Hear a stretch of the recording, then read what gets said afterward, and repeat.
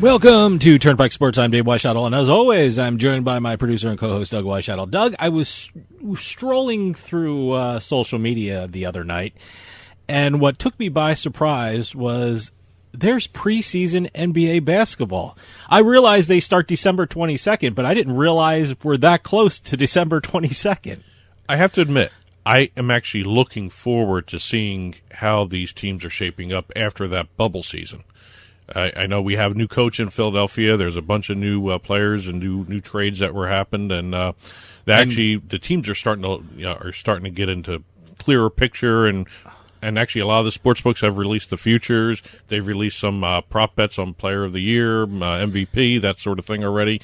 It's not Christmas until you have basketball. I know. Well, it just took me by surprise. I mean, we just had basketball, and all of a sudden, it's great to have NBA back. I mean, I for the month they were gone, I kind of missed it, and December 22nd is really sneaking up on us.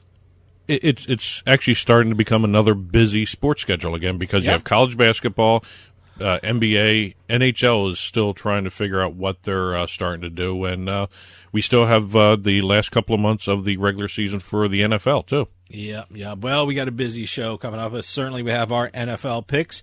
We're going to have the Turnpike Sports Book Report where we talk about what's going on in the sports books across the country. And for my interview, I'm going to have an incredible interview with a new sports book called Zensports. I mean, overseas they have peer-to-peer betting, and they have their own cryptocurrency, and right now they're applying for licenses for sports betting in a couple of states in the U.S., and we're going to talk with the CEO, Mark Thomas, and he's going to tell us all about this incredible sports book called Zensports. So stick around for that. It's been a busy week in sports, so let's take a trip down the Turnpike. Today's trip down the Turnpike is brought to you by Drizzly, your online liquor store. Available in over 95 cities across North America, Drizzly offers a huge selection and competitive pricing with a side of personalized content. Now there's no need to leave the house. Get alcohol delivered in less than an hour by Drizzly. Head on over to drizzly.com and order today. And now get $5 off your first order of $20 or more when using our promo code DRINK19 at checkout. Shop beer, wine, and liquor with drizzly.com. Exit 1.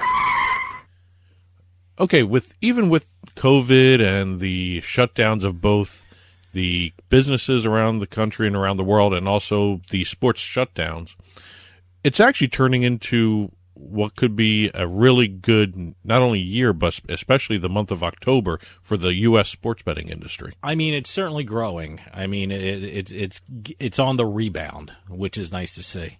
Well, October is shaping up, like I said, to be the best month for the U.S. sports betting industry. According to the American Gaming Association, at the time we're taping this, because it could change when we come out on Thursday with the show. Yeah, more and more numbers are coming out. Exactly. Yeah. In October of 2020, at least $2.82 billion was wagered in the 17 states and the District of Columbia in terms of sports betting wagering. Which is That's amazing. a record handle. It's approaching a record. I shouldn't say that. We're approaching a record handle for October. At this time, Illinois still has not put out their numbers because while everyone reports November numbers around this time, Illinois, for some reason, is lagging behind. They're a month behind. But again, it's fine. It's still counted as part of October when they release their October numbers.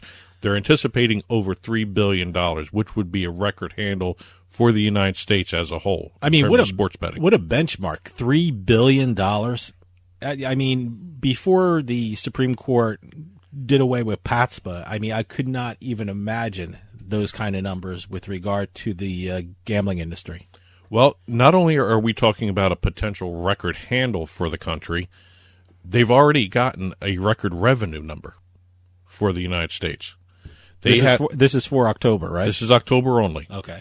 record handle, potential record handle, definite record revenue. It's right. going to go even higher once Illinois comes in with their numbers. Okay.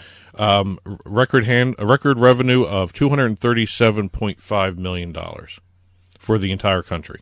Wow.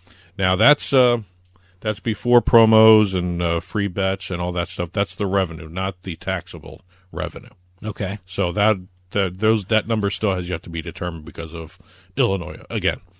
But again, incredible to see that. I did a quick little math here. It's about an 8%, 8.5% national hold, which is actually incredible if you think about it, because everyone was poo-pooing, and I think I said this for the last couple of weeks. They've been poo-pooing that 10% legislative hold in Tennessee. Mm-hmm. We're approaching that as a nation. Yeah, that's a natural hold, right? Yeah, okay. That's a natural hold. So it's going to be interesting, and that's the record revenue is a 53.5% increase over the previous record month of revenue, which was October of last year, 2019. Boy, October's a big year for sports betting. It's a big month for sports betting. Well, I guess there's a lot of sports going on. I mean, NFL, yeah. NBA, usually NFL, NBA, and hockey are all going, but, in COVID. October's usually a great month for exactly. sports. Yeah. But the one other thing I noticed in the AGA report, New Jersey has emerged as the number one sports betting market. Oh, congratulations to our home state of New Jersey. They have set sports betting monthly records for the state in 3 consecutive months. So They just keep going up and up and up and up. Nevada also came in October with an all-time high handle. They had a record, $659.2 million in wagers. Mm-hmm. That's a 21% increase year over year. And, everyone was worried about Nevada losing business to the other markets. Yeah, I know. I don't think they have too much. No, I don't think so. I mean, I mean, they're setting records as well. They're setting state records, but it's just amazing to see this industry starting to take off, especially in a lot of this COVID atmosphere. Yeah. I mean, really. I wonder how much, and I got to dig deeper into the report, how much betting on table tennis. Oh God! That has helped. I can't. I know MMA's look. I know increased their betting. I know they have fans. I know darts and table tennis has fans. I mean, just look at Colorado; they're still betting on table tennis. Oh, but I'm just terrible at it. I can't stand it. I mean, I just don't do it. I mean, I did it once or twice, and I just don't understand the game. Maybe. Again, it's one of those Belarusian soccer. Who thought about we were going to be betting on that? Well, soccer is a huge betting. Korean baseball. If you ever go into, I always check my bets in the morning. You go on to the your online sports books to see how you did the night before. Yeah, I usually know, but I always want to double check. And there are live games being played, and it's all soccer. Yeah. So if you like betting around the clock, then you like betting on soccer. Well, the one thing I noticed in terms of this, next year we're going to see new records anyway, because we have, like I said, 17 states and the District of Columbia. They're the ones that have retail and online sports betting, however they're doing it. That's actually in action right now. Mm-hmm. By this time next year, we should have about another maybe 8 states. Yeah. 24, probably. 25 total. Yeah. Territories, whatever you want to call it, with District of Columbia mixed in there. So you're going to see a higher number next year, too. I don't see this number going down at all. So I think this is just a precursor to what 2021 is going to bring in terms of sports betting handle, hold, revenue, taxes, and I think we're just starting to see the growth of the industry here. Exit 2. We always talk esports in this exit, and this one's not going to be any different. We have a brand new league that has just launched. Great. Wow. Called the Ultimate Gaming League. Now, it's not some steroid-induced gaming league where they're going to be massive amounts of prizes or anything like that. This is actually a really interesting league in terms of who is running it. Okay. It's run by a group called Antares Gaming. Antares Gaming. Okay. And it's a company that specializes in hooking esports teams up with celebrities. Great. Wow. All right. And what they have done here They have created the Ultimate Gaming League. They just announced it. They just launched it. It's 4 teams right now. The teams will compete in seasons across Call of Duty, NBA 2K, Madden, and FIFA. Wow. Okay, so they're hitting great. the biggies. Yeah. They're going to be comprised of current NFL and former NFL players, as well as pro gamers. Wow, that should be interesting. The 4 teams. And I think as soon as I say the name of this first team, you know who's involved with it. Ocho Cinco Gaming. Okay. Well, Chad Johnson, he's huge with FIFA. Yes. I follow He loves him. FIFA. I follow him on social media, and a lot of the discussions he's playing FIFA. So, no, that makes sense. Well, he's teaming up with Darius Slay, the Eagles cornerback. Okay. And also the Titans defensive back Desmond King. They're current players. It's a former and 2 current. All right. The next team is Da Fam Gaming. Like the family. Okay. Marshawn Lynch. Another guy huge in esports. Yeah, no, I've heard his name a lot associated with esports. He's working with 49ers quarterback Josh Johnson. All right. One of the backups. As a matter of fact, he was on a whole bunch of different teams for a while, filling in for injured players. And Ravens defensive back Marcus Peters. All right. 2 current players as well. Then you have 4 Brothers Gaming. Raiders defensive end Max Crosby, alongside running back Josh Jacobs. Okay. 2 current players.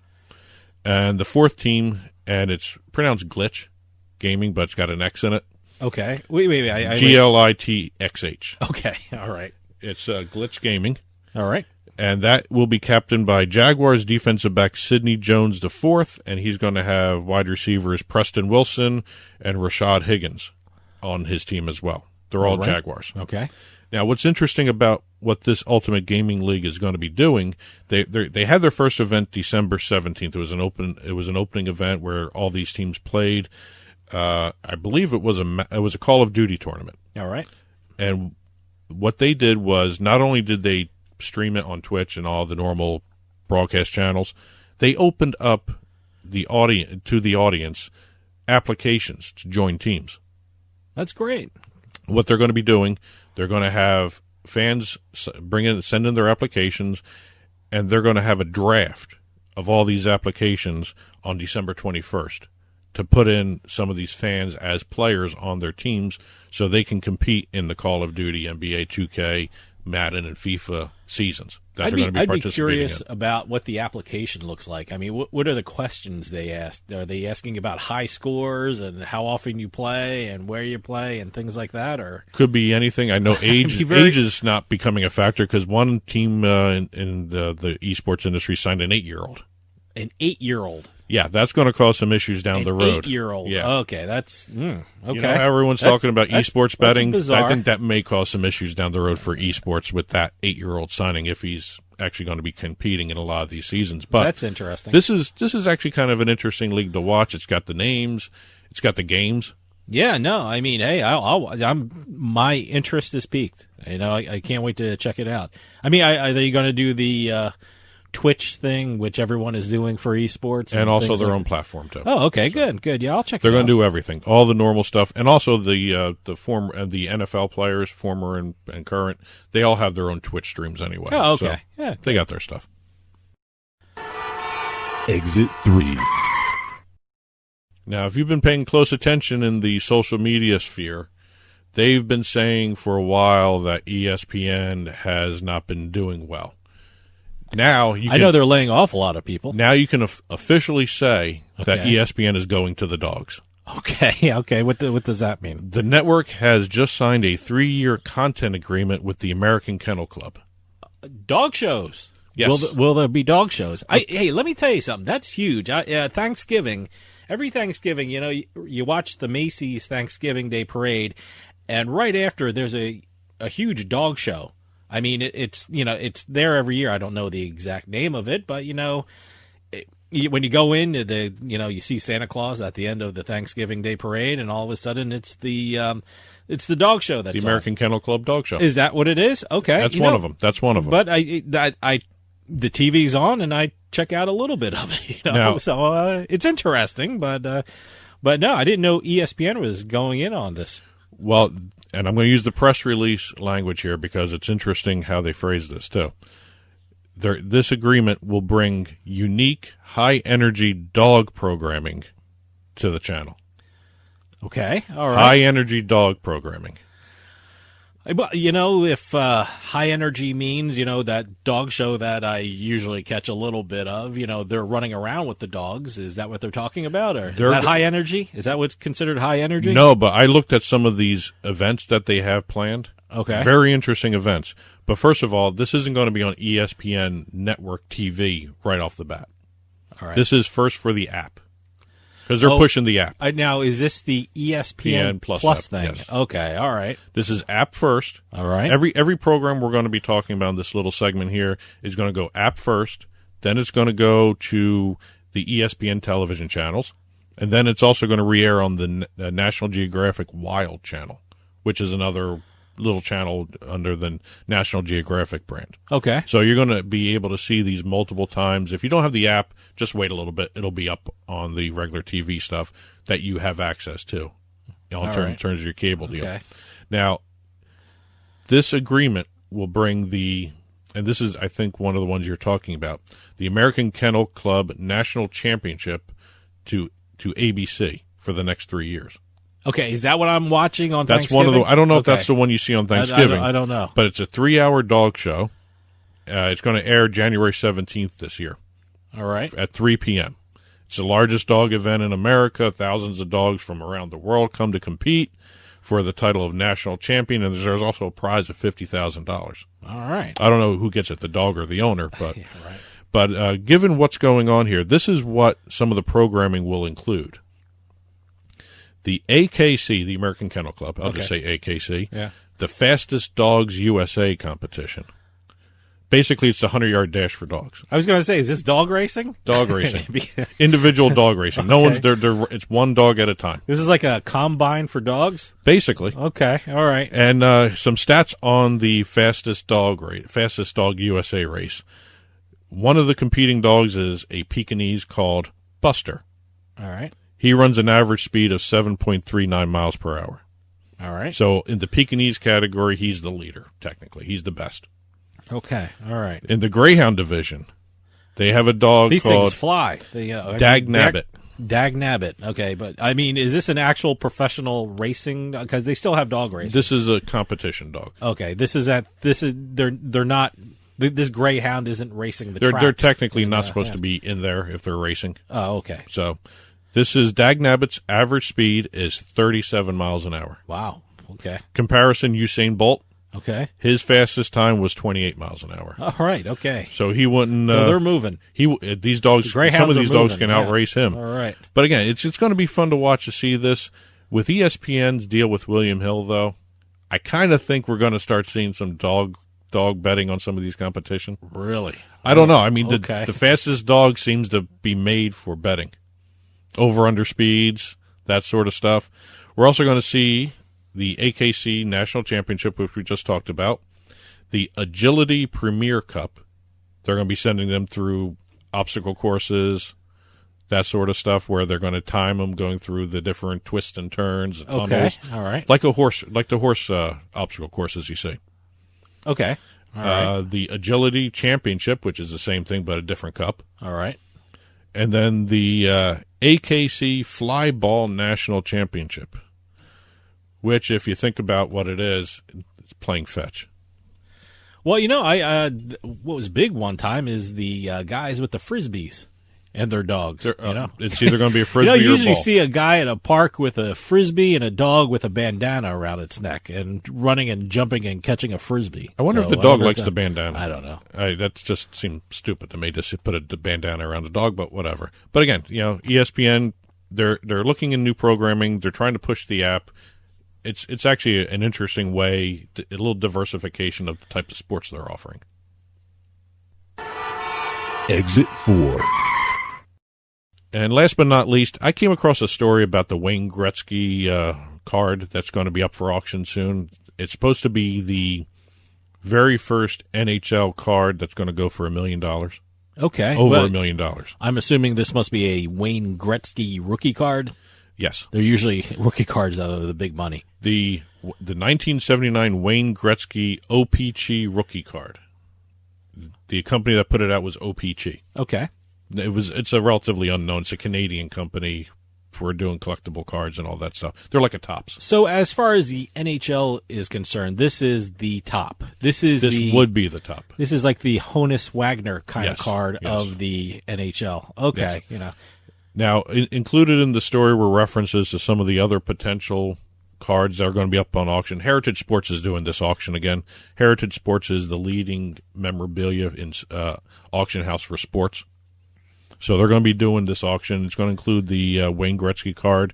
They're also going to include a 1916 Babe Ruth card that could top the $200,000. Wow. Okay. Now, what I started looking at this, and they started referencing this index, the PWCC 500.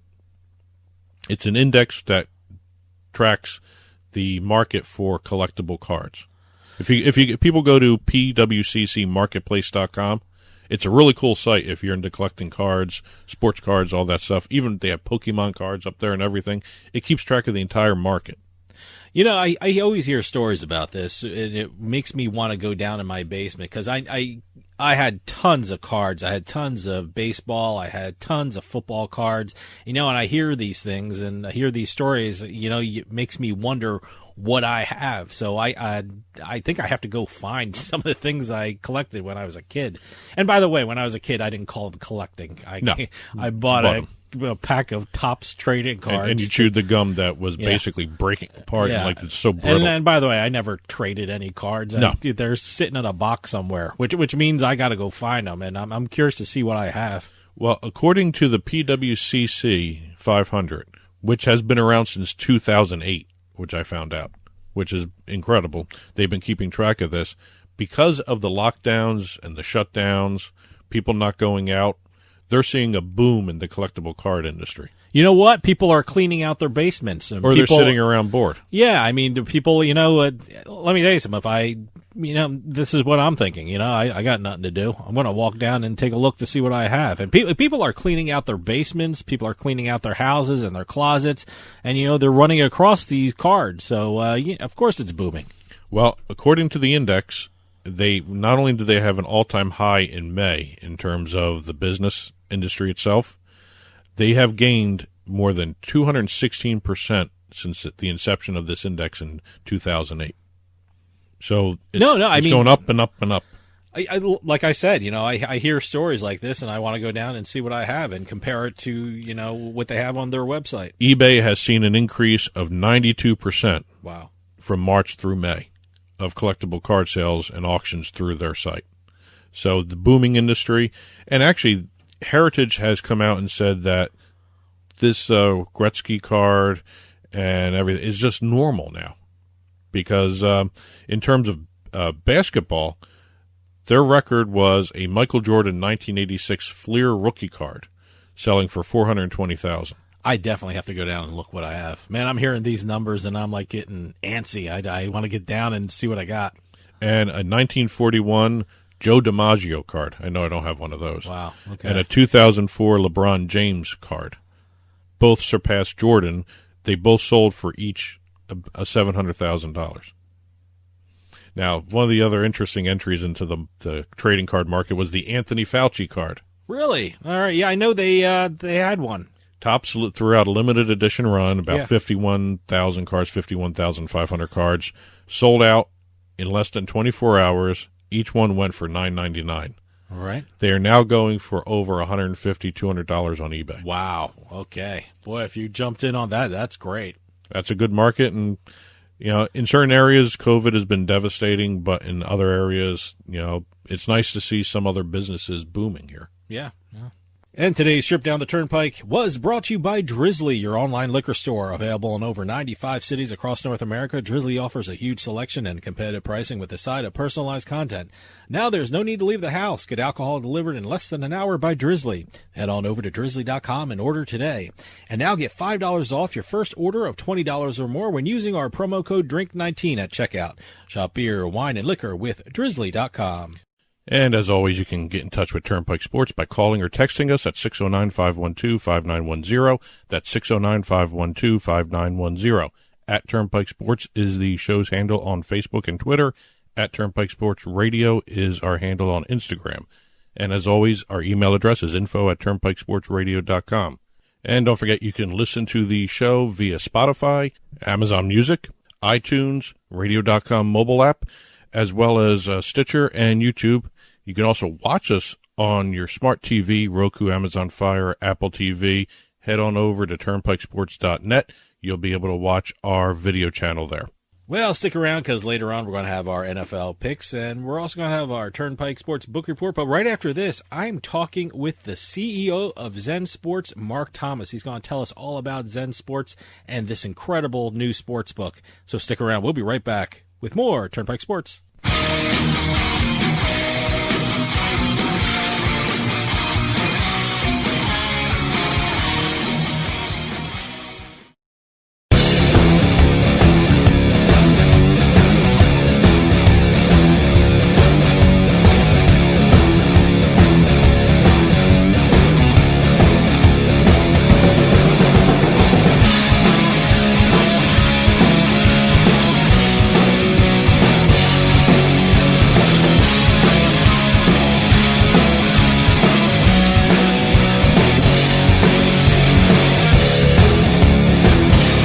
We'll get back to the show in a few moments, but I just wanted to take some time and tell everyone about Bean Genius, the smart specialty coffee subscription service. Bean Genius sells freshly roasted coffee from some of the best independent coffee roasters in the country. They feature over 2,000 specialty coffee blends, all at your fingertips at beangenius.com. Here's how it works. Head on over to beangenius.com and take their palate profiler test to find out what coffee best fits your taste. Then select from a variety of subscription plans. Every subscription comes with free shipping, and delivery can even be scheduled for once or twice each month. And based upon your review of each coffee blend you try, Bean Genius actually learns your individual taste preferences and then suggests future coffee blends for you. And now you can get 10% off your Bean Genius subscription when you use our promo code PIKE at checkout. Bean Genius offers a variety of subscription plans to suit any coffee lover's needs. Subscribe with Bean Genius today and start enjoying some of the best tasting coffee around. And save 10% off your coffee plan with promo code PIKE. Psst. Yeah, you. Come here. Haven't you heard? We don't need to hide anymore. Now, we can shop privately for adult products at adamandeve.com. They've got massage oils, lingerie, and lots more we can't mention here. Use offer code SPICE404. They'll give you 50% off almost any one item, 3 free DVDs, free mystery gift, and free shipping. That's 50% off, free shipping, and more. Private shopping starts at adamandeve.com. Today's trip down the Turnpike is brought to you by Drizzly, your online liquor store. Available in over 95 cities across North America, Drizzly offers a huge selection and competitive pricing with a side of personalized content. Now there's no need to leave the house. Get alcohol delivered in less than an hour by Drizzly. Head on over to drizzly.com and order today. And now get $5 off your first order of $20 or more when using promo code DRINK19 at checkout. Shop beer, wine, and liquor with drizzly.com. I owed the IRS $10,000. The IRS garnished my wages. They put a lien on my house. I'm self-employed and didn't report all my income. They claim I owe a lot more than I do. The IRS is the most powerful collection agency in the world. They do not give up until you pay. I couldn't sleep. We were being audited. I called Tax Solutions Now, and a great big weight was lifted off my shoulders. I called Tax Solutions Now, and they got the IRS off my back. Tax Solutions Now had my wage garnishment lifted in 48 hours. Tax Solutions Now can get you help. Our agents know the rules, can stop the pain, and get you the best deal. Tax Solutions Now saved my business. I qualified for the Fresh Start program. I paid less than I owed. We connect you with a team of former IRS agents and tax professionals who get the IRS off your back. Time is running out. Call Tax Solutions now. Call 800-297-9788. 800-297-9788.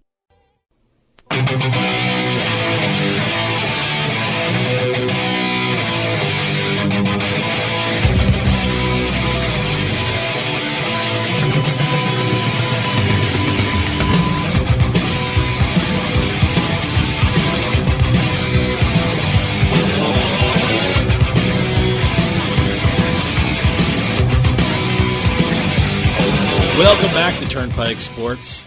Dave Weischadle with you here. You know, doing this show and being a gaming attorney, I get to talk to a lot of sports betting operators. However, there's a new company out there that I think will be getting a lot of attention in the sports betting markets across the country. The company is called Zensports, and they're doing something really unique in the sports betting community. And to tell us all about this incredible company, we have the co-founder and CEO of Zensports, Mark Thomas, on the line. Mark, thanks for coming on. Yeah, thanks, Dave, for having me. Excited to be here. Oh, thank you for coming on. You know, I got to tell you, Zensports is an incredible concept. But before we start talking about that, I want to know, how did you become involved in the sports betting world? Well, we originally started out as a slightly different concept a few years ago, and when the Supreme Court struck down PASPA in May of 2018, I turned to my co-founder and said, "Hey, we need to pivot into sports betting," and he gave me a little bit of an odd look, but he trusted my judgment there, and we forged into this world. I've been a diehard sports fan for 32 years, into sports betting for 25 years.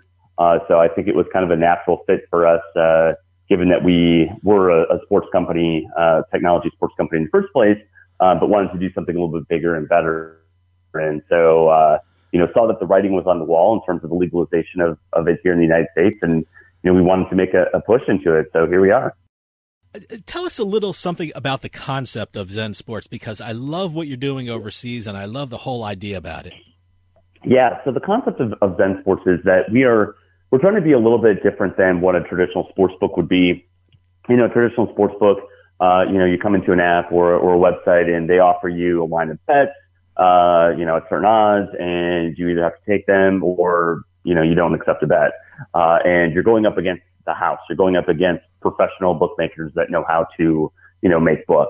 With Zensports, our focus is a peer-to-peer concept. We do offer a traditional sports book, but the concept of Zensports is that you have the choice to create your own bets, with your own odds and your own terms and your own liquidity if you so choose.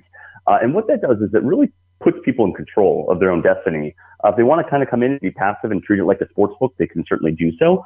But if they want more control over, what types of bets that they want to get into, the odds and the terms and all that good stuff, they can essentially almost become the book, if you will. And I think that's really exciting because, in the generation, of millennials and Gen Z wanting to, really control their destiny, we fit right into that perfectly. And then we also, while we offer traditional fiat betting, in dollars, we also, use cryptocurrencies as well too. And there's a lot of pain points that solves for as well. So that's a pretty exciting new platform. And, we're excited to be working on it. I love that whole concept. I love the idea about it. What did you see in the sports betting market that made you feel that Zensports would be very successful? I think a couple of things. One is if you look at traditional bookmakers, while, I think there's a lot of value that they provide in just the liquidity piece of it, I think that kind of lack of being able to choose your own destiny, when you look at other types of platforms and products in non-gaming, in the non-gaming world, like trading, right? You see Robinhood comes along and makes something very simple and easy and puts customers in control of their trading and their financial destiny. And if you look at other marketplace businesses, even like Uber and Airbnb, they allow you to really control the process of how you catch a ride, in the case of Uber, or book a place to stay in the case of Airbnb. Why can't that same marketplace concept be applied to sports betting? So that's really, I think, what it comes down to is putting customers in control, giving them choice, and taking just advantage of the technology that exists today, to make that marketplace possible.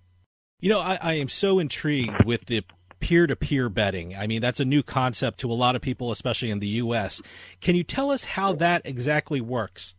Yeah, so the way it works is this, is if you want to come in and create your own bets with your own odds, your own terms, et cetera, we walk you through kind of a simple 7-step flow that takes about 20 seconds or so, where you can choose what league or sport you want to bet on, whether you want to bet on a team or a player, whether you want to do a prop bet or just kind of a straight up money line or point spread bet.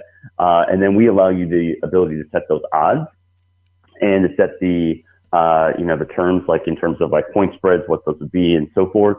You also have the ability to just write in your own bet. So if you want to hey, I think LeBron James is going to bank in a 3-pointer, in the next 2 minutes, you could do something like that. Or you could even say, hey, I think, I'm a Bucs fan, so I'll say the Bucs are going to come out in their black uniforms. You can do pretty much anything, but at the same time, you can do all the standard stuff too. So if you just want to like tease a normal traditional type of bet and make it your own, you can do so. And I think, being able to get in and do something like that in, like I said, about 20 seconds, 15, 20 seconds, and make it really easy and don't have to have people think about it or manually write stuff in, that's really the key. And then it gets added to the marketplace after it's created, and then it's acceptable for anybody else to accept, or they could share it with their friends and have their friends accept it. So you could do really, truly kind of like friend to friend, or you could do anonymous peer-to-peer, via the marketplace. For the people who are betting peer-to-peer, I mean, there are certainly some advantages because there's always a question about the fees that go to a centralized bookmaker. Can you tell us a little bit about the benefits for people who bet on Zensports when it's peer-to-peer? Yeah, so on the fee side of things, we're very transparent, which I think is actually another really big benefit. You're right. When you take a regular bet with a traditional sports book, it's always confusing or opaque what the fees are. There's really not very good transparency when it comes to that. No. With Zensports, we simply just charge a marketplace fee on a sliding scale based on a few different factors. That's definitely less than traditional bookmaker and is transparent. It's very clear, hey, this is what the fee is going to be based on the amount that you're betting.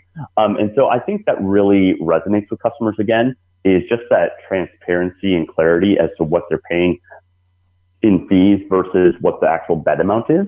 And so separating the two out is, I think that's the future, right? I mean, saying, hey, this is what you're betting, and then over here separately, here's what the fees are.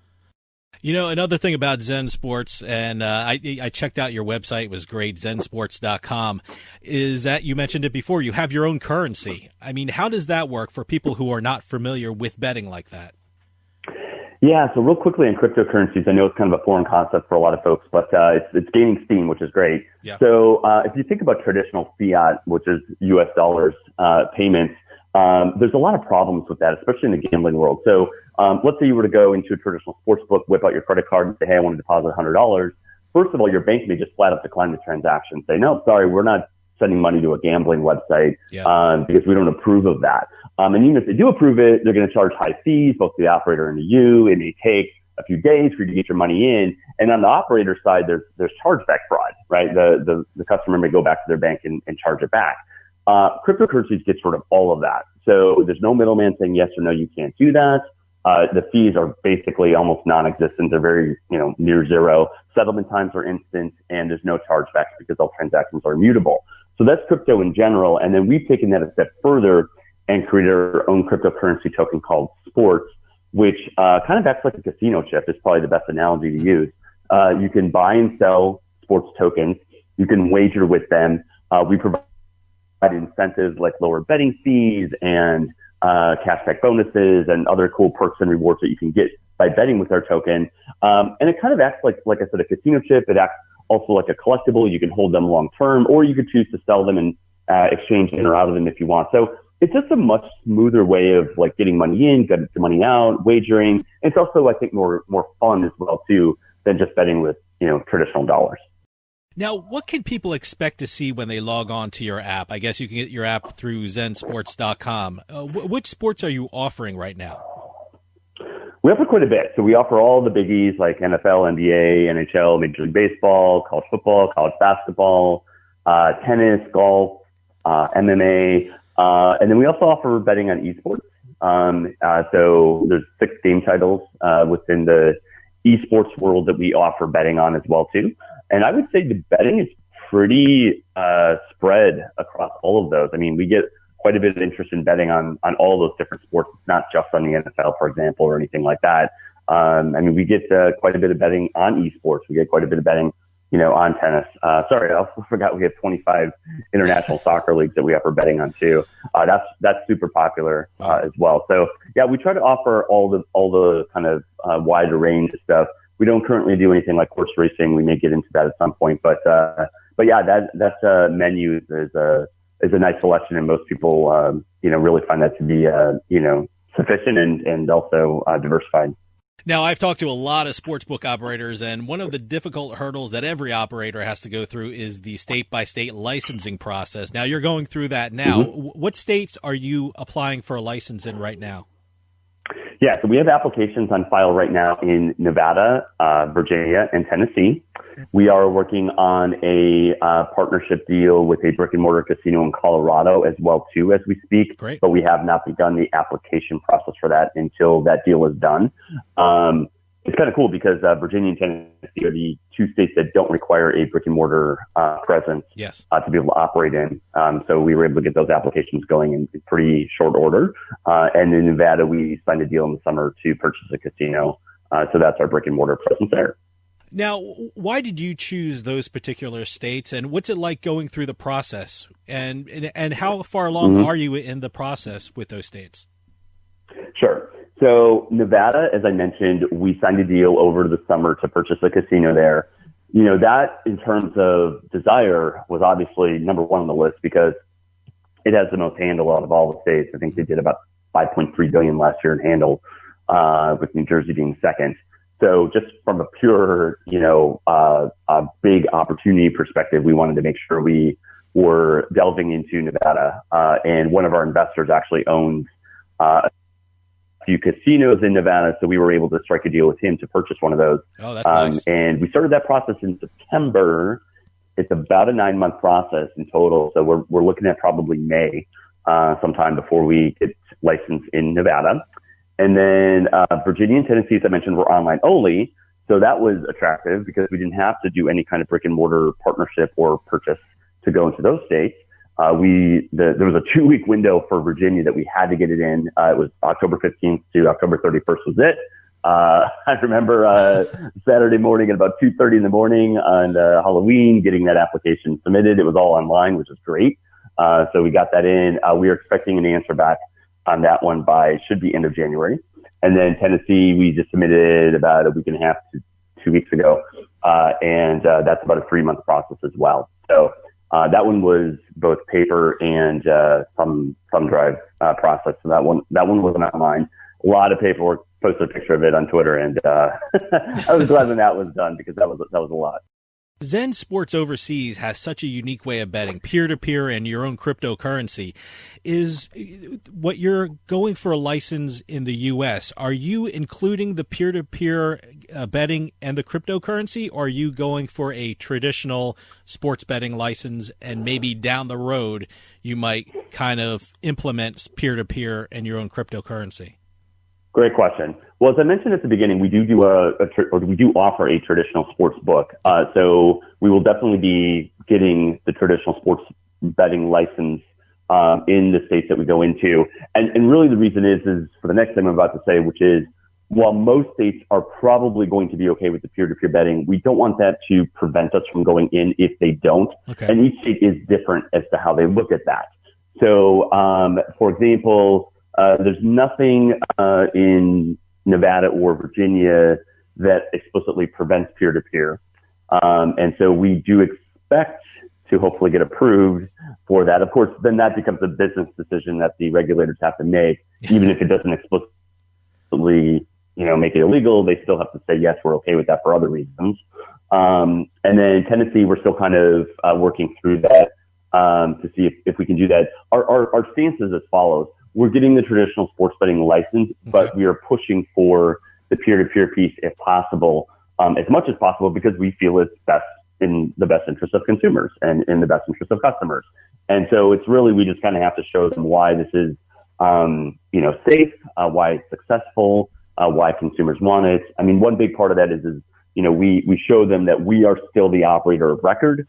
We escrow all the funds when bets are created and accepted. We have a full dispute resolution process in place where we are the arbiter. It's safe is the point. And so showing them that, I think, is critical to getting them comfortable with that. But we do have to get approved for that. So, that's just something we have to push for. And if by some chance a state is not okay with that, while that's unfortunate, we're not going to stop from going in there. We obviously will push forward with the traditional sports betting license.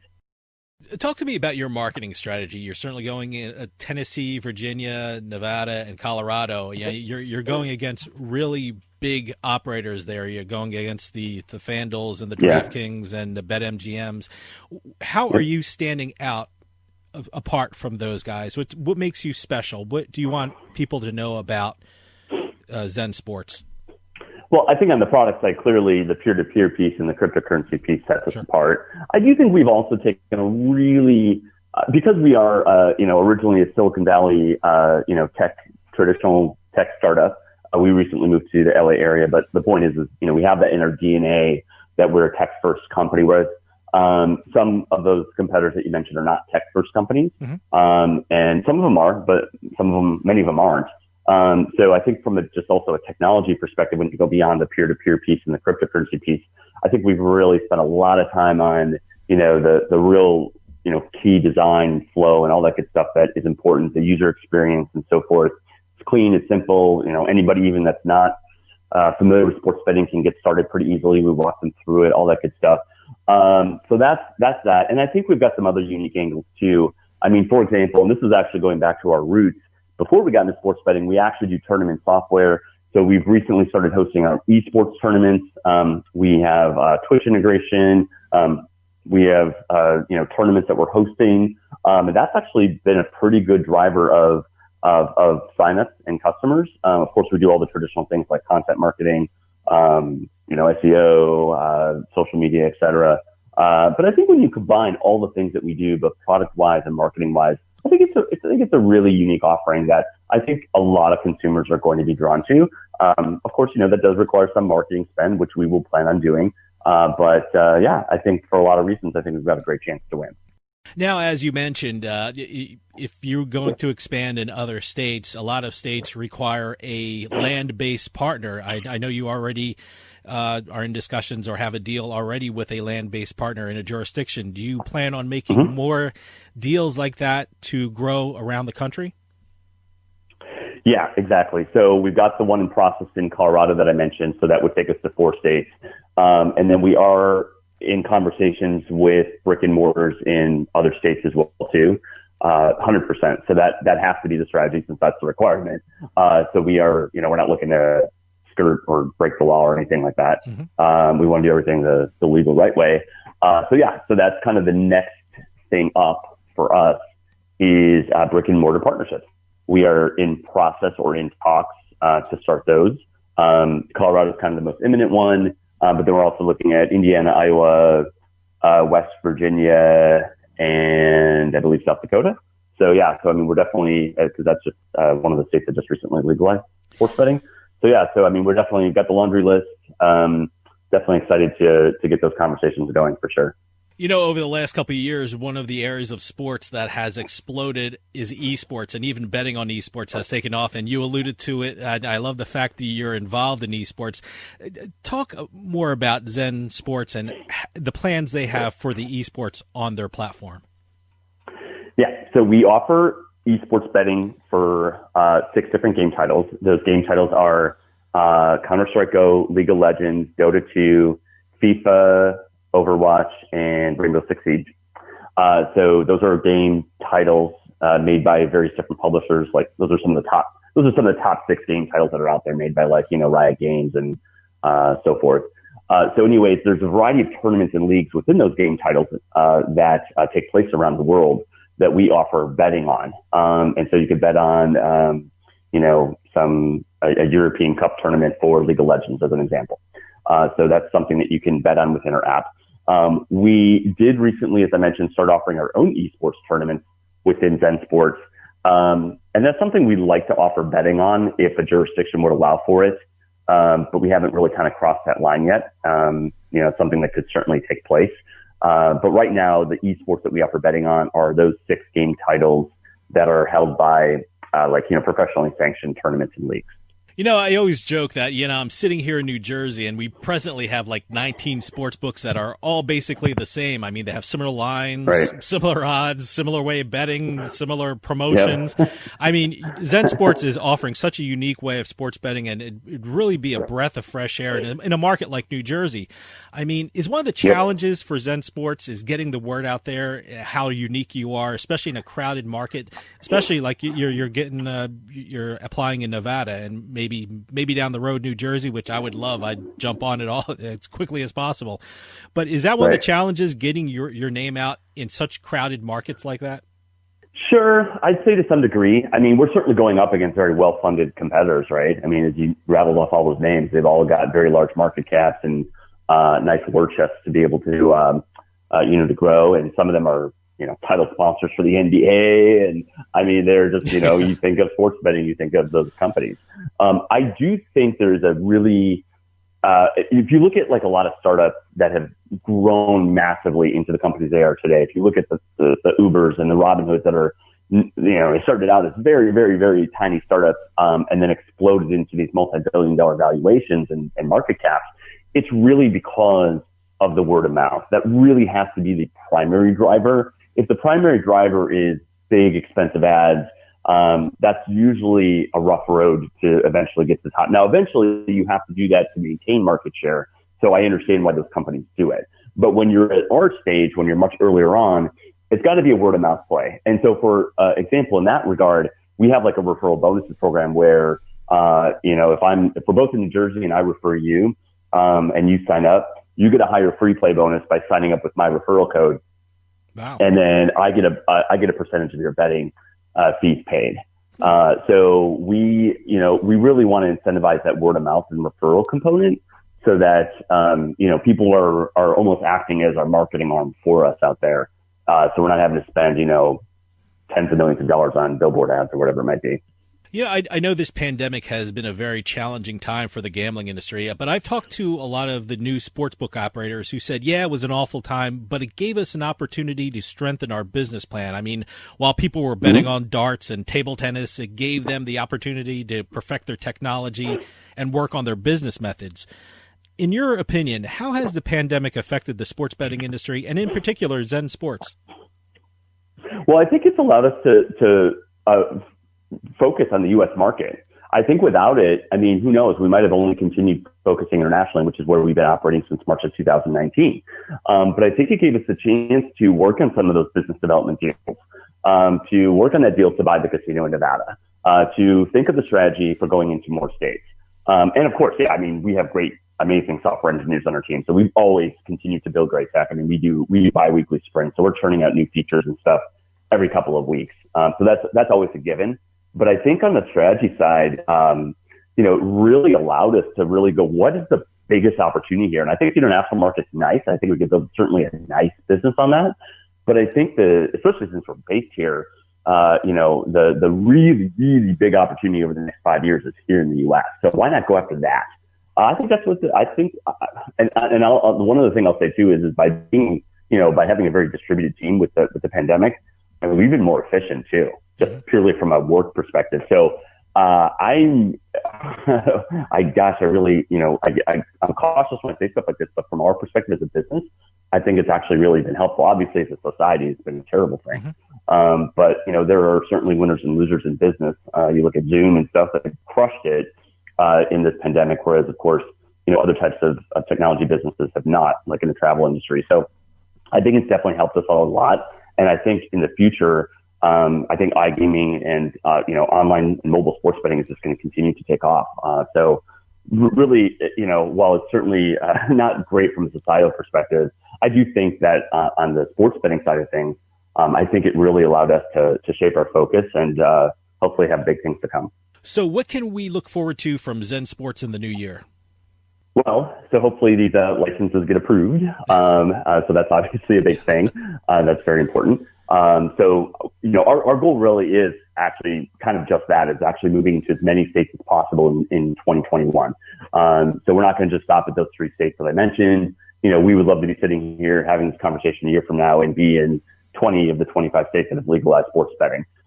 So we want to move quickly. So if we get into these first 3 or 4 states in the next 3 to 6 months, then hopefully we can really accelerate that in the second half of 2021 and go from 3 or 4 or 5 states to, like I said, 20 or so. So that's what it is. It's about repeating that process, kind of rinse and repeat, that we've done in these few states, and do them in more states. So that's the plan, and just, continue to delight customers with a next generation sports betting technology. Mark, we're running out of time, but can you give out the website for Zensports and how people can download your app? Yep, absolutely. So it's really, really easy. It's Zensports, all one word, .com.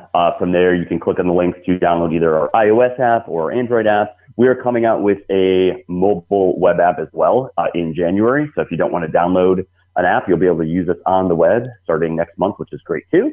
And on Twitter, it's at Zensports. We have a Telegram, which is the Zensports. And then I'm personally the word entrepreneur, and then S as in Sam, F as in Frank, from back in my San Francisco days. So entrepreneur SF. I'm on Twitter, and same thing for LinkedIn. So yeah, come check us out.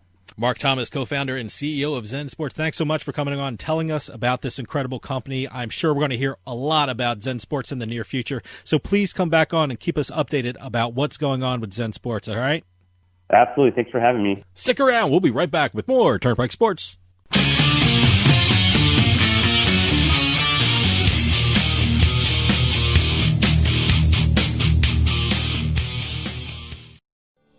Attention seniors with Medicare. This is an important announcement. Did you know you may qualify for a monthly Social Security rebate? Did you know you may qualify for a $0 monthly premium? That's right. You may qualify to get $135 added back to your Social Security check each month. Just call the Medicare benefits line to get your options. It's a free call. You may also qualify for $0 premiums, dental coverage, vision coverage, hearing coverage, and prescription drug coverage. With this type of plan, you don't need Medicare supplement insurance. Call now because you deserve to get the most from your Medicare benefits, including a rebate to your Social Security check each month. Agents are standing by with free information regarding Medicare benefits. It's a free call with no obligation, but it could mean big savings for you. Call the Medicare benefits line now to see if you're eligible for a Social Security rebate. Call 800-574-6770. 800-574-6770. Now that we're home more than ever, we need to feel safe. Call it a sign of the times or the world we now live in. What do you want to keep safe? The people in your life? What do you want to protect? Your possessions, the things that belong to you, the things that you've worked hard for. Wouldn't it be nice to have tested, trusted 24/7 protection? Peace of mind, real protection that's always there for you and your whole family? Well, now you can with one of our state-of-the-art home security systems. Everyone thinks their home is safe until the unexpected happens. Help protect your home and loved ones today with the affordable next generation in home security. To help keep your family and property safe, call 1-800-520-4068 now. Representatives are standing by to assist you. That's 1-800-250-4068. 1-800-520-4068.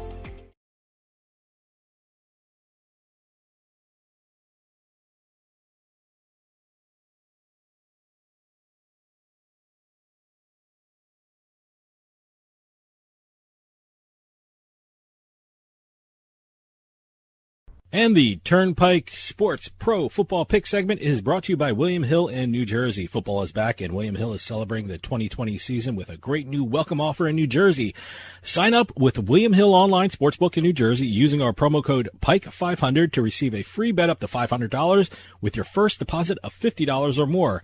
That's promo code PIKE500 for a free bet up to $500 with your first deposit of $50 or more at William Hill in New Jersey. Must be at least 21 years or older and in New Jersey. Terms and conditions apply. New customers only. Problem gambler? Call 1-800-GAMBLER. All right, here we are in Week 15. It's been kind of a blur of a NFL season. Really odd weekend, too, this past weekend. The amount of field goals and extra points missed was just incredible to me. Sunday was not a good day for kickers. No, especially the New York Jets kicker. Jets kicker had missed 3 field goals? 3 in a row. Wow. Oh, so, I think the Jets found a new hole to fill. Yeah, I think so. Anyway, we both did pretty good last week. We both went 2-1. Yeah, 2-1. Yep. And it was actually nice for me. I've had 2 weeks of 2-1 after 3 weeks of going 0-3, which just killed me this season. For me, the Houston Texans didn't even show up against the Chicago Bears, so that was my loss. Yep. Well, I'll be talking about the Houston Texans again when we are doing the picks itself. But okay. Overall for the season, right now, you still have a commanding lead. You are 28-14. Okay. And I am 22-19-1. All right. Now, as always, we do 3 picks against the either money. I keep wanting to say money line on this, but it's totals or point spread picks. I like to do money lines for parlays because money lines are a little easier to predict. I have to admit, it's one of those things where sometimes I prefer doing money line betting in terms of real betting when I'm not doing the show here. Money line, especially with parlays, you're not going to win as much money as with point spreads. But you know what? It's the odds are a little better for you to win. Yeah. Well, anyway, we do 3 games. Yep. And these will be put up on the Turnpike Sports blog right after the show is released on Thursdays during the NFL season. We may move it again for NBA, NHL, that sort of stuff when we do picks like that. But right now we're releasing it on Thursdays, and you go to turnpikesportsradio.com, click on the blog, and you will see these picks up after about maybe an hour after the show is released. I went first last week, so why don't you go ahead and go first this week? All right, my first game is the Los Angeles Chargers versus the Las Vegas Raiders. The Raiders are 3-point favorites and an over-under of 54.5. Now, the Raiders need this game for their playoff push, and I think they're going to play like they need it. Don't get me wrong, Justin Herbert has done incredible things for the Chargers offense, but as a whole, Los Angeles is not very good. And as you can tell from the total the books put on this game, they expect a high-scoring matchup. And I think this week the better team will win this one, and I think that team is the Las Vegas Raiders. I'm taking the Las Vegas Raiders at home and laying the points. Okay. My first game is the Houston Texans visiting the Indianapolis Colts. Colts are favored by 7. There's an over-under of 52.5 here. The Colts destroyed the Raiders last week, 44-27. I went with the Colts. So did I. I went with the over. I did too. That was actually a 71-point total. Yeah, no, the total you don't see that too often. The total was, the books put on it was 50.5 points. Yep. So, it did well. And this was as the Colts were a 2.5-point road favorite, too. I also put some money on the Colts I got minus 2.5. So, I did well on that one. Well, the Colts have been averaging 32.5 points a game over their last 4. They haven't scored less than 25 points in any of those last 4 as well. They're 4-1 against the spread in their last 5. And get this, the Texans are 3-12-2 against the spread in their last 17 games overall. I'll believe it because I saw it last week. They are terrible. That's the game I lost last week. So it's Well, I like the over here, the 52.5. But I found one other little quick stat. In their last 5 games, the Colts are 5-0 against the spread against the Texans. Wow, good. So I'm doing Colts minus 7. My next game is the Chicago Bears versus the Minnesota Vikings. The Vikings are 3-point favorites with an over-under of 46. Regardless of what the total the books put on this game, I think this is going to be a shootout. I mean, last week against the Texans, the Bears showed that they could put some points on the board. And I think they're going to put some points on the board in this one, too, because it's being played in Minnesota. They're inside. There's no December weather to worry about. And I think this one has a potential, to be a shootout. And the total the books put on this game is too small in my mind. It's at 46. Well, by game time that may go up, too. Yeah. Well, I'm betting it at 46. Yeah. If you get it at 46, bet it. I'm betting it because in my mind I think that's too small. I think more points than 46 are going to be scored in this one. So I'm taking the over in this one. All right, my next game is the Tampa Bay Buccaneers, favored by 4, visiting the Atlanta Falcons. There's an over-under of 51.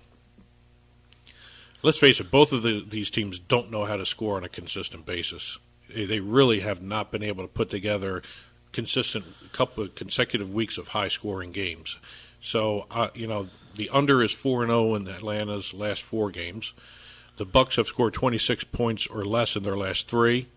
Other than a 43-point win against the Raiders. I don't know where they came up with that 43 points. That offense has not clicked all year to the way everyone expected it to. And the Falcons have scored over 24 points over the last 4 games. It's just the under is 2 2-0 in Tampa's last 2 games, and both defenses are actually playing very well. I'm going with the under 51. I think that 51 is too high with these 2 teams. I broke my own rule last week, and I put some money on the Falcons. And I swore I'd never do it, and boy, I shouldn't have done it this week. That was just awful. I think I said to you, why am I going with the Falcons on this one? I've actually never bet on the Falcons this season. I have. I had them at -1, and I thought they'd pull it out. I think they have so much talent, but they just don't know how to win. Also, they don't know how to score consistently. That's the problem. Sometimes that offense shows up, sometimes it doesn't. And, the interceptions last week was terrible. Matty Ice was just terrible last week. Well, like I said, they've only scored He's a lot better quarterback than he showed last week. Over their last 4 games, they've only scored 24 points once. Okay, from now on, I'm not betting on the Atlanta Falcons Yeah, next anymore. week you'll bet on the Falcons. Right. And my last game is the New England Patriots versus the Miami Dolphins. The Dolphins are favored by 2.5 with an over-under of 41.5. If there is one team historically that the Patriots have done terrible against, even with Tom Brady as quarterback, that's the Miami Dolphins when they're in Miami. And this year, the Patriots don't have a passing game to speak of. And I think if they get down early, they have no chance to win. And I think that's what the strategy for the Dolphins will be, and I think they'll jump out scoring early, and I think they're never going to look back. Look, Brian Flores, he's a disciple of Bill Belichick. He knows Belichick, and he knows the Patriots system. And with the Miami Dolphins playing at home, a team where the Patriots have always struggled, I think it's probably going to prove too much for New England. I'm taking the Miami Dolphins and laying the points. So 2.5? 2.5. Yep. Well, I did this game, too, for my last game. Oh, okay. I went with the under, 41.5. I got to tell you, if the under was like 45 or 46, I would certainly take the under, but that under is so low for me, 41.5. In the last 5 Patriots games, the under is 5-0. Don't get me wrong. I won last week taking the Patriots game under. That's what it was, but I think the under was like 44 or 45. I felt a little more comfortable with that number, but I considered it. I just think the way the Dolphins' defense is playing, that Patriots' offense doesn't really stand a chance. Unless something happens like in special teams like the Patriots did against the Chargers, where they had one guy who basically created all their offense. But again, I think neither team is scoring. I think the one time the Patriots went over was 2 weeks ago, but their special teams That's had what I just a said, score. the Chargers, They had a blocked field goal and they took it in. They scored every way possible other than scoring with a pass touchdown or whatever. Their passing offense is awful. Well, the last 6 times these teams met, the under is 4-2. And Miami is not a high-scoring team. The Patriots are nowhere near a high-scoring team except in fluky situations. Yeah. And I just think 41.5 is too high for these 2 teams right now. Probably. I think you're right. But by the way, for anyone who wants to be really entertained, if you have a smart speaker or on your phone, jump on Boston Sports Radio. It's just the panic in their voices. They spend hours trying to think of a path to the playoffs for this Patriots team when there really is none. I just don't see. Not now, anyway. Especially with Buffalo beating the Steelers. And hey, look, if Miami beats New England this week, it's done. It's done. I think they. Before this weekend, this is how crazy they're getting up in Boston. They're computing the percentage possibilities of the Patriots getting into the playoffs. I think it came up with 4% that the Patriots had a possibility of getting in the playoffs, and still they were trying to figure out who has to lose and who has to do this.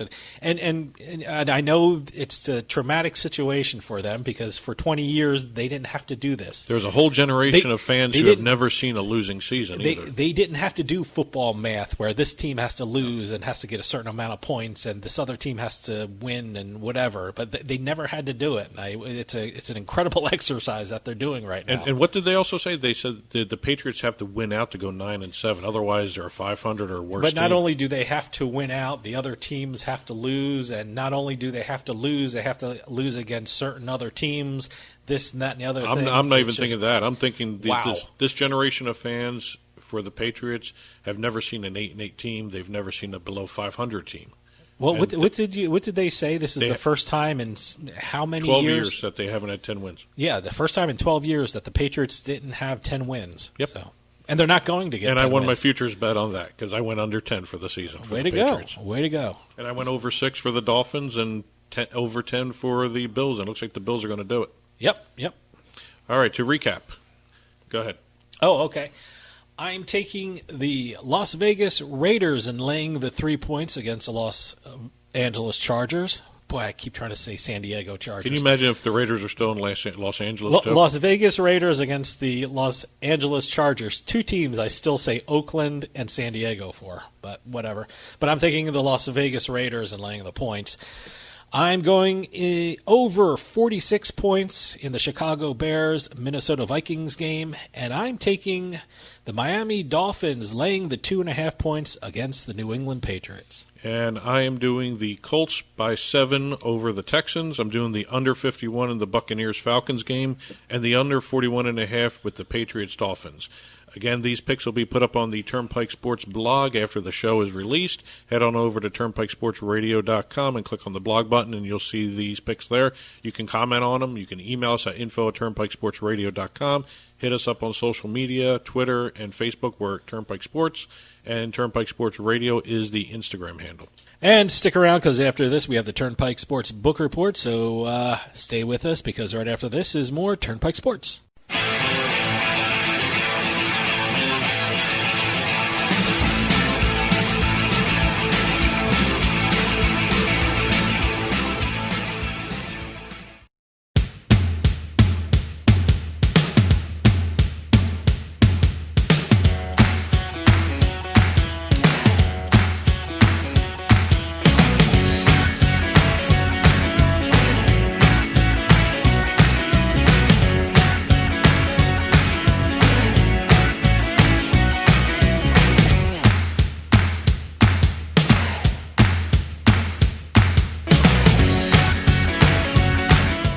Sometimes life is wonderful, and sometimes it's not. Cherish the good, but always be prepared for life's challenges. If your employer doesn't supply health care coverage and you don't qualify for Medicare or Medicaid, you need to give us a call right now. Private health care is private health insurance for ages 65 and under with medical, dental, vision, and even prescription coverage. To get the coverage you need, call the number on the screen now.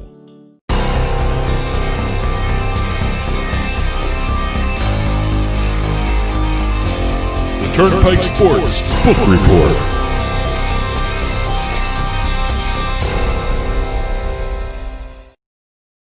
The Turnpike Sports Book Report is brought to you by BorgataSports.com. Your favorite casinos now, your favorite sports book available anywhere in New Jersey, BorgataSports.com.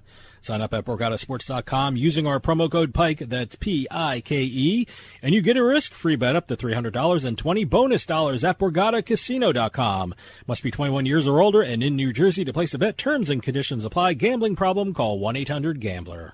Okay, in this week's edition of the book report, we've got numbers, deals, legislation, and some more entries into our blotter. Seems to be becoming a more and more regular segment for our book reports here. Well, we had that as a regular segment a couple years ago, the Turnpike Sports Police blotter, the athletes who were arrested that week. I'm actually going to have to go back and we do a betting should do blotter. some more of that, like at least once a month. Well, with the shutdown, no one was really getting in any trouble anyway. Yeah, so. right. I mean, certain players got in trouble with casinos and everything else, but nothing really was going on because of the shutdown. They were all quiet. But this week, we got a couple records to talk about for the month of November. Indiana and Oregon both have records to talk about. Indiana released their November numbers. They had a record handle for the month of $251.4 million. Revenue of $25.3 million, and they had an approximate hold of 10%. So that, again, 10%. I keep hitting on that one. That's a natural hold. That's There's a natural no hold. legislations that say, Indiana has to have a 10% hold. This is the third straight month of a handle of at least $200 million. And also, it's the third consecutive monthly high for taxes. So they have a tax record as well. Oh, wow. $2.4 million for the month of November. in terms of taxes. Now, taxes are computed differently than revenue. Revenue is the hold, basically, where it's not only just the taxable revenue, it's also the promos and the free bets that the books give out. Okay. So you have three different things to look at: the handle, hold, and tax. But they have set a tax record, $2.4 million for the month of November. Oregon, now that's basically run through Scoreboard, which is their app. It's run by the lottery, and also the sports betting tech is Intralot. Okay.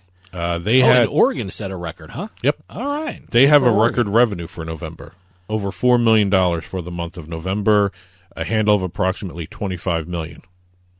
The revenue record, that's up almost 50% month over month.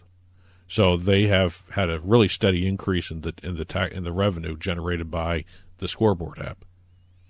Hold of 16.4%. Okay. Wow. All right. Wow. Good for them. That's an incredible hold number. Year-to-date revenue reported as $17 million for the state of Oregon. Football is the biggest sport bet on in the state, $14.7 million. 59% of the November bets were on football. Soccer came in second with $3.8 million, basketball $2.2, and here we go, table tennis. Hanging around, $1.4 million. Table tennis. They out-earned or out-wagered or out-handled, I guess is the phrasing, mixed martial arts, which brought in only $800,000. That's impressive. I thought the mixed martial arts would do better than table tennis, but hey, they like their table tennis in Oregon. The one thing I've noticed about table tennis versus MMA, there's a lot more table tennis going on. Depending on what markets I guess you have. table tennis is more of a daily kind of sport. You know, it's throughout the week. It's throughout the day, throughout the MMA night. MMA is usually on a weekend, you know.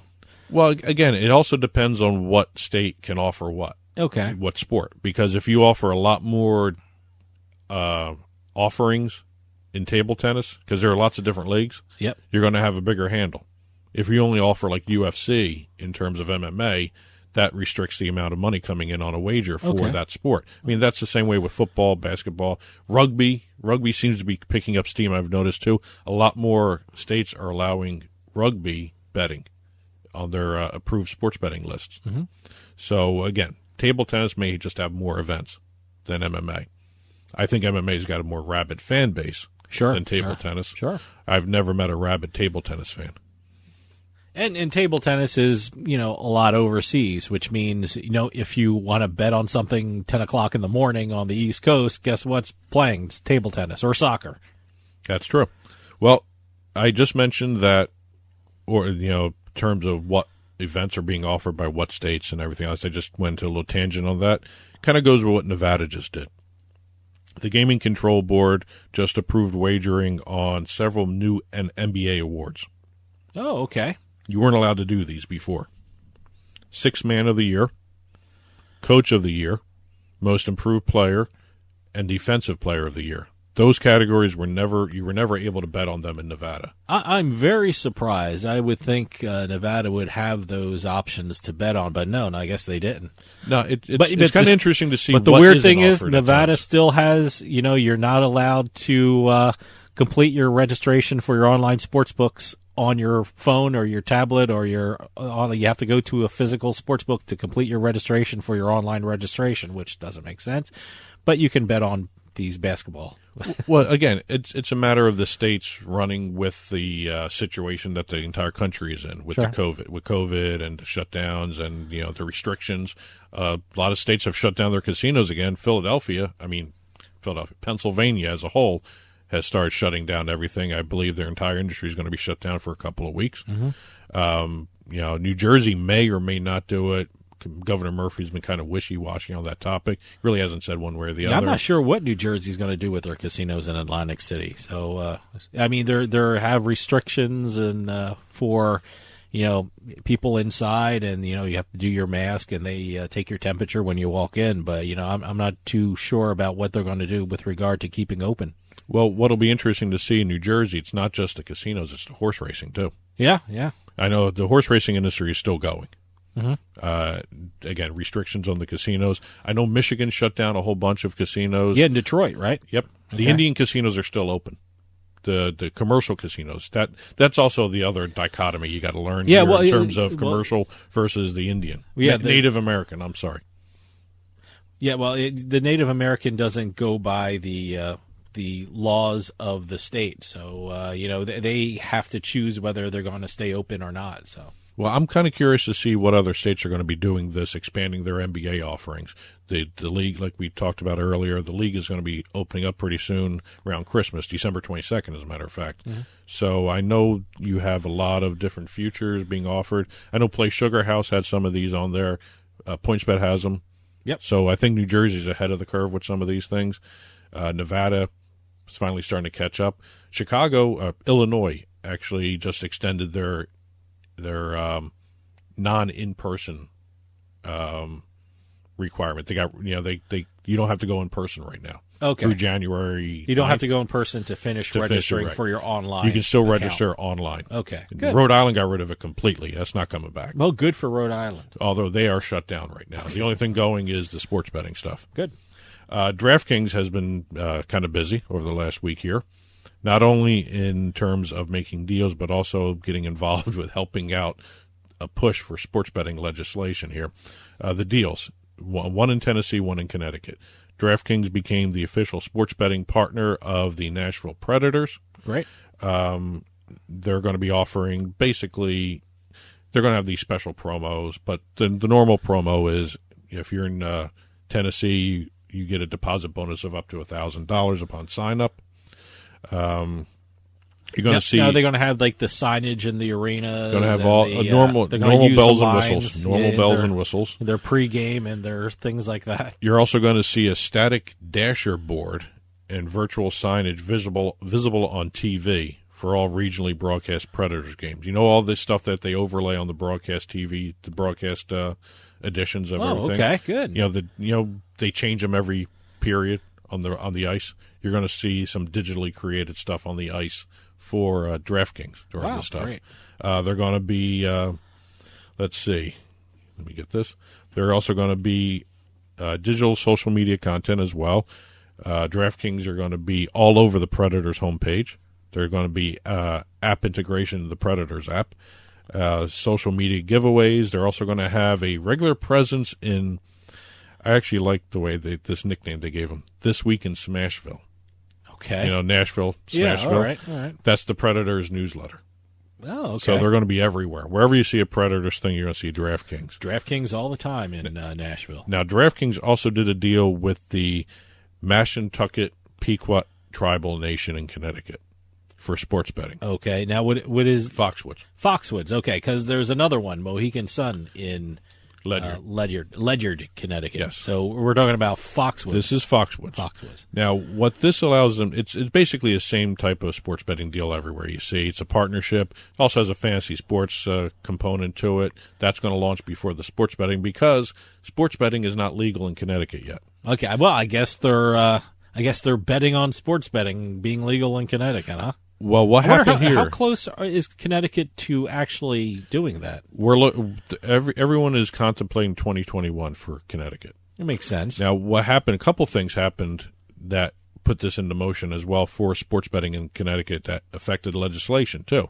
Not only this deal, but the tribe, the Mashantucket Pequot tribe. They have a deal with the Native Americans that work with Mohegan Sun, where they were going to try and launch another casino towards the Massachusetts border together. Okay. They dropped those plans. Now, dropping those plans, this deal with DraftKings for sports betting has now spurred on the governor to say, maybe we can get something together, work out the gaming compact the right way, and get it moving in the proper direction here. Now, the one thing everyone is wondering what's going to happen, both tribes have exclusive gaming rights in Connecticut. Okay. They don't know if the governor is going to be willing to give them exclusive sports betting rights. Okay. That should be interesting. Which was important why DraftKings made this deal. All right. Because if they get the exclusive compact for sports betting in Connecticut, they're in great position. If it's a wide open field, it'll be fun to watch exactly how and who comes in and when they come in for that state for sports betting. Well, look, DraftKings is big in New England. I mean, their corporate headquarters is in Boston. I know in New Hampshire they are the only sports book around, right? It's just DraftKings. That's it. That's it. It's an exclusive deal. So I guess hopefully they were trying to do this for Connecticut, and we'll see how that works out. Well, one of the other states, while we're talking legislation, is Ohio. That has now reintroduced a lot of their sports betting legislation. One of the big hurdles, they just passed a bill within the last week or so here where they're moving ahead with sports betting. Mm-hmm. A $100,000 application fee and then a $100,000 license fee every 3 years. That's the main thrust of getting a sports betting license from the state of Ohio right now under this new bill. What was causing the issue was the skins for online sports betting companies per license. When the first bill was introduced way back earlier this year, the skins were at 6. Number of skins were 6 for each casino license. Okay. That's pretty good. As it was going through committee. In New Jersey, it's 3, right? Well, that was the problem. Yeah. A lot of the committee members didn't like that. Okay. So they shaved it down to 3. Oh, all right. Now they shaved it down to 2 a month or so after that. Still wasn't going. This new version of the bill strips it down to 1 skin per casino. Oh. So you have the casino can have sports betting, their own sports betting online component. They can give it to a online entity. Now, the way this bill is set up, basically all of the skins are gone. Okay. Once this issues, there's 1 skin that's up in the air, but out of the 11 possible sports betting brands that can come in as a mobile brand under this, 10 of them are already as part of a already pre-existing deal. Okay.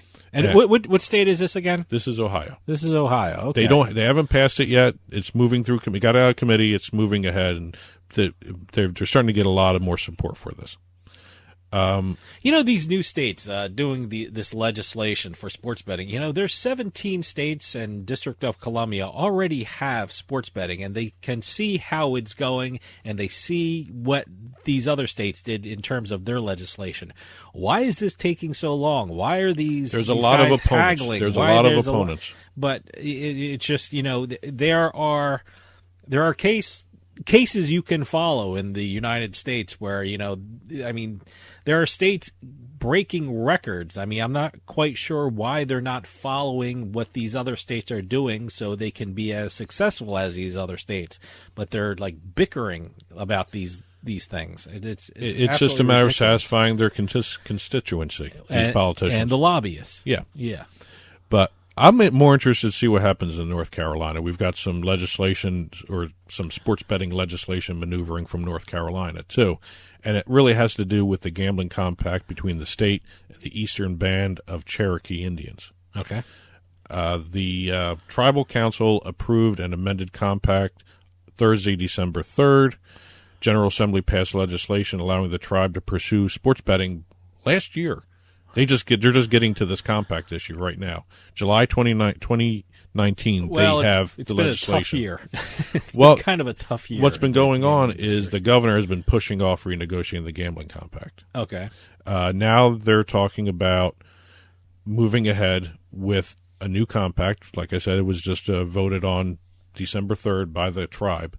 It's got to go into committee now again and be approved by the state. This is going to be interesting to watch because under the new agreement that was just approved, sports betting can occur only on tribal lands, and it can only be for sporting events that take place outside the reservations. Okay. All right.